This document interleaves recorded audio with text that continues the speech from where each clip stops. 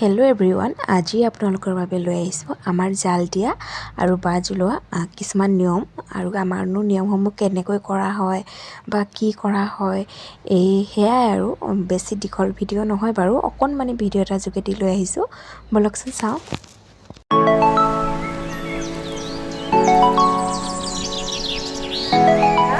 খানা বনি আছে।